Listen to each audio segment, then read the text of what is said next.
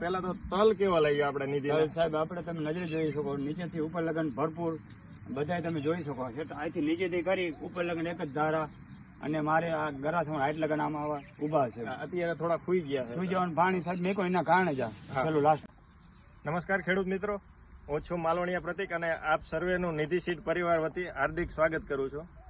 આપણે આંતરખેડ પદ્ધતિ સૌ કોઈ જાણીએ છીએ, તો આજે એક પ્રગતિશીલ ખેડૂતે આપણા નિધિના તલ 111 અને સાથે જ નિધિની બાજરાની વેરાયટી 1101 જેનું વાવેતર કરેલું છે. તો આપણે જોઈ શકીએ છીએ કે વચ્ચે તલ વાવેલા છે અને બંને સાઈડ પારી ઉપર આપણો બાજરો વાવેલો છે. તો આપણે ખેડૂત ભાઈ પાસેથી જાણીએ કે તેમને આપણા નિધિના તલ 111 અને બાજરો 1101 એ કેવો લાગ્યો. તમારું નામ શું?